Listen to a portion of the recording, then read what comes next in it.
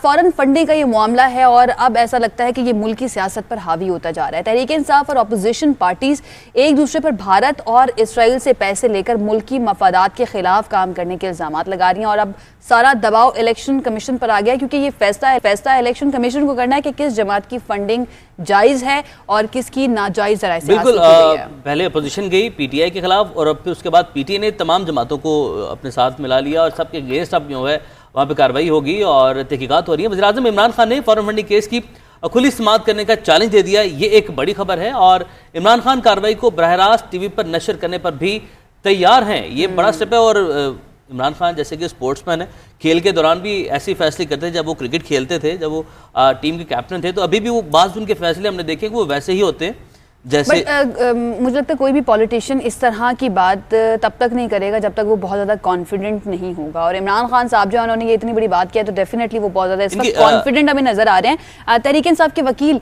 शाह खावर ने election commission की scrutiny committee जो थी उस पर मुकम्मल एतमाद का इजहार कर दिया, लेकिन अकबर एस बाबर के वकील की जानिब से स्क्रूटनी कमेटी पर अदम एतमाद का इजहार किया गया, जिस पर स्क्रूटनी कमेटी ने कार्रवाई रोक दी है। इस वक्त इलेक्शन कमीशन कहाँ खड़ा है, केस आगे कैसे बढ़ेगा, क्या का सिलसिला यूं ही चलता रहेगा या केस का कोई फैसला भी आएगा, इन तमाम सवालात के जवाब जानने की कोशिश करते हैं। हमारे साथ मौजूद है पाकिस्तान तहरीक-ए-इंसाफ के वकील शाह खावर साहब और हम कोशिश करेंगे कि अकबर एस बाबर साहब जो हैं उनसे भी बात करें और उनके क्या तहफ़्फ़ुज़ात हैं स्क्रूटनी कमेटी को लेकर, उसकी बात करें। शाह खावर साहब हमारे साथ मौजूद है, बहुत शुक्रिया सर आपका। ये बताइएगा कि फॉरेन फंडिंग केस में इलेक्शन कमीशन की स्क्रूटनी कमेटी का इजलास हुआ है, उसमें ऐसा क्या हुआ कि अकबर एस बाबर ने अदम एतमाद का इजहार कर दिया?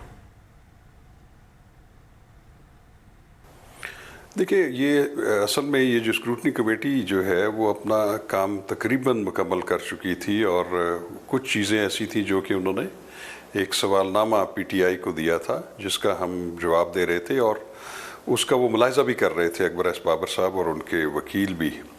तो उनका ख्याल कुछ ऐसा था कि शायद हमने कुछ डॉक्यूमेंट्स जो हैं वो जमा करवाए हुए हैं, उनका हकीकत से ताल्लुक़ नहीं है या बकौल उनके वो जाली डॉक्यूमेंट्स हैं। तो जब स्क्रूटनी कमेटी के सामने हमने उस एक एक डॉक्यूमेंट की वजाहत की और उसको जब हमने दुरुस्त साबित किया और स्क्रूटनी कमेटी ने भी उसको दुरुस्त माना तो उस पर थोड़े से वो डिस्टर्ब हो गए।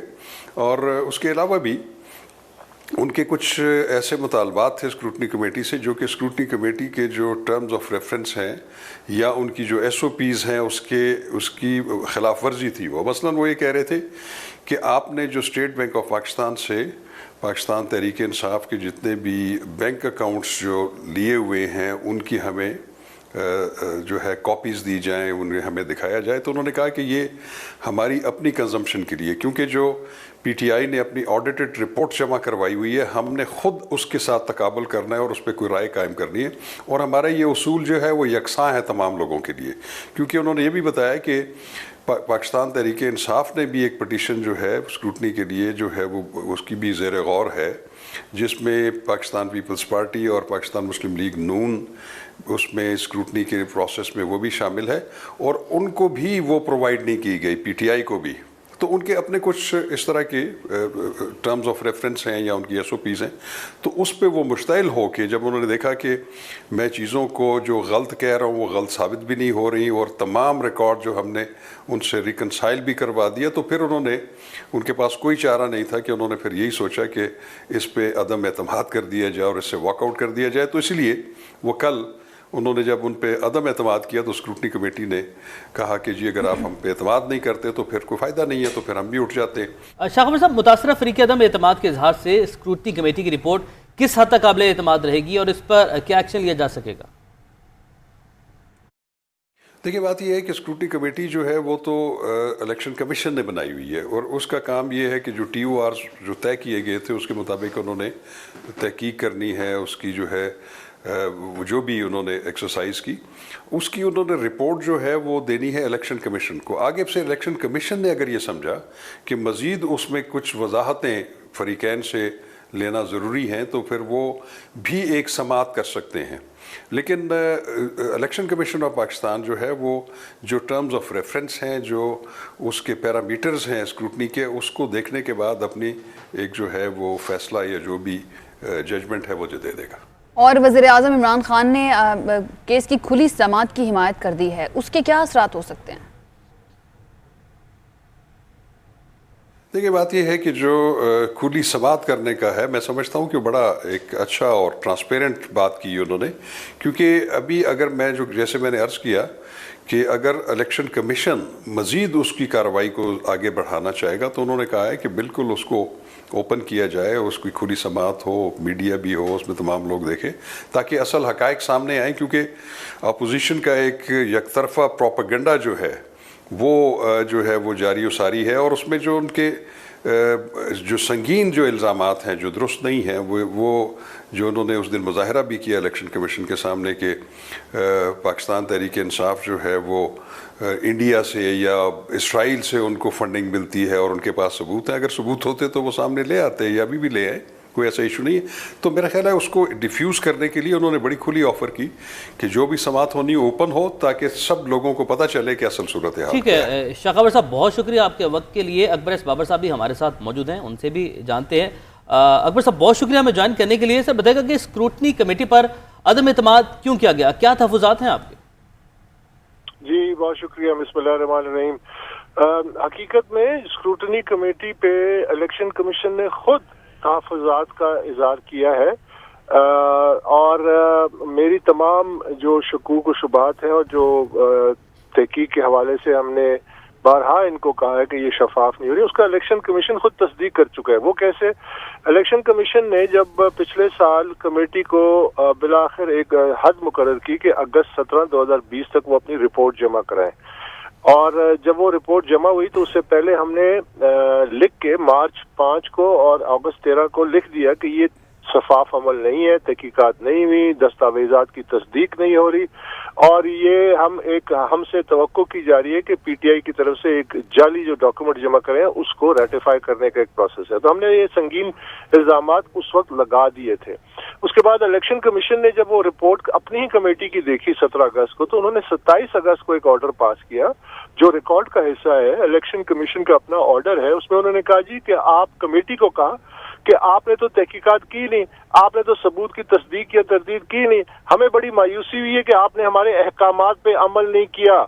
तो पाकिस्तान इलेक्शन कमीशन ने खुद अपनी कमेटी को उसकी रिपोर्ट को मुस्तरद कर चुकी है और उस पर अदम एतमाद का इजहार कर चुकी है। तो मैंने जो कल बात की वो कोई अनोखी बात नहीं थी। उसके बाद उसी कमेटी को दोबारा वही जिम्मेदारी दे दी गई जिसपे वो 28 महीनों में नाकाम रही बकौल इलेक्शन कमीशन ऑफ पाकिस्तान के। लेकिन मामला तो मजीद इसलिए इसमें उलझे कि स्क्रूटनी कमेटी ने हमसे कोई किसी किस्म की दस्तावेज जो जमा हुई है इस केस के हवाले से पीटीआई की तरफ से वो हमसे देने से इनकारी है। यहाँ तक कि स्टेट बैंक से जो 23 बैंक अकाउंट निकले हैं उसको मुकम्मल खुफिया रखा गया है। यहाँ तक कि उन्होंने लिख के दे दिया कि हम आपको ये अकाउंट दिखाएंगे भी नहीं क्योंकि पीटीआई एतराज करती है। तो हमने ये सवाल उठाया कि जिस इदारे पीटीआई की तहकीकात हो रही है अगर वो इस अमल पे इतनी बुरी तरह से मुतासिर हो रही है तो ये शफाफाना तहकीकात कैसी होगी।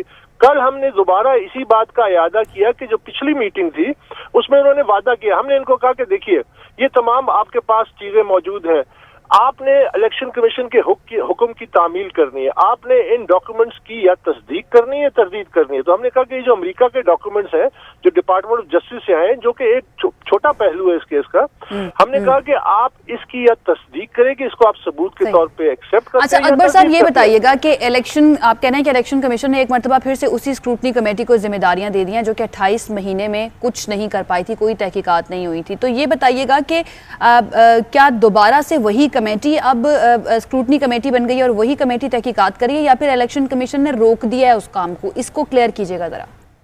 नहीं, बिल्कुल वही कमेटी जिसको उन्होंने खुद कहा था कि आप नाकाम हो गए उसको दोबारा इस काम पे लगा दिया गया। लेकिन कल की मीटिंग में एक अहम पेशरफ्त ये थी कि जब हमने दोबारा अपने अदम एतमाद का इजहार किया और वो शुबहात जो हमने पहले लिख के दे चुके हमने किया, तो ये जो कमेटी थी ये वॉकआउट कर गई। हमने कमेटी से वॉकआउट नहीं किया, हम तो अंडर प्रोटेस्ट बैठ रहे थे लेकिन कमेटी ने वॉकआउट। आपको क्या लगता है कि इस वक्त जो सिचुएशन है, जो सारी तहकीकात और ये जो केस है ये कहाँ पर खड़ा है? अगर वही कमेटी बैठकर इसी तरह से जैसा कि आप कह रहे हैं कि टाइम वेस्ट किया गया है, 28 महीने लगा दिए गए हैं, अगर इसी तरह से ये मामला आगे चलता है तो आपको नहीं लगता कि इसको ये कहा जा सकता है कि इसको डिलेइंग टैक्टिक्स के तौर पर इस्तेमाल किया जा रहा है? बिल्कुल किया जा रहा है, दानिस्ता तौर पे किया जा रहा है। और यहाँ तक कि ये भी मैं खुद नहीं कहता, इलेक्शन कमीशन अपने अक्टूबर 10, 2019 के ऑर्डर में जब पीटीआई ने दरख्वास्त की कि ये तमाम मामला खुफिया रखे जाएं, तमाम मामला ये जो उनकी शिकायत होती थी, बारहा वो ये कहते थे कि इसको खुफिया रखा जाए। उन्होंने इलेक्शन कमीशन में ये दरख्वास्तें दी हैं, स्क्रूटनी कमेटी में दी हैं, हाई कोर्ट में दी थी, तमाम मुस्तरद हुई हैं। तो उस वक्त इलेक्शन कमीशन ने फैसला किया और कहा लिख के अक्टूबर 10, 2019 के पीटीआई ने तारीखी ताखीरी हरबे इस्तेमाल किए हैं। तो अब ठीक है, तो अभी आपके क्या तहफ़्फ़ुज़ात हैं? अब जो कमेटी है वही वाली कमेटी दोबारा से काम कर रही है, तो आप मुतमईन हैं? और अगर इलेक्शन कमीशन आपकी इस बात को नहीं सुनता है तो फिर आपके पास क्या ऑप्शन है? देखिए, हम फिर हायर सुपीरियर अदालत में जाने के लिए सलाह मशवरे कर रहे हैं, लेकिन फिलहाल हमारा ये है कि हमने इलेक्शन कमीशन में एक दरख्वास्त भी डाली हुई है, काफी महीने हो गए हैं। उसमें हमने उनसे दरख्वास्त की थी कि ये कमेटी नाकाम हो चुकी है, इसके हाथ पांव बंधे हुए हैं, ये शफाफ तहकीकात नहीं करी, आप खुद तमाम रिकॉर्ड अपने पास मंगवाएं, इलेक्शन कमीशन ये अमल जो है डेली बेसिस पे करे, तो फिर ये मामला आगे बढ़ सकता है। ठीक है, बहुत शुक्रिया अकबर बाबर साहब आपके वक्त के लिए। और अब देखने की मामला किस जाने बढ़ता है, पॉइंट आ गया है कि उनके क्या तहफ़्फ़ुज़ात हैं। और जो खबर आई थी वो ये कि इन्होंने अकबर बाबर साहब ने तहफ़्फ़ुज़ात का इज़हार किया स्क्रूटनी कमेटी पर, लेकिन ये कह रहे हैं कि पहले इलेक्शन कमीशन ने खुद किया था, लेकिन उसके बाद दोबारा से उसी ही स्क्रूटनी कमेटी को जिम्मेदारियाँ दे दी गई हैं।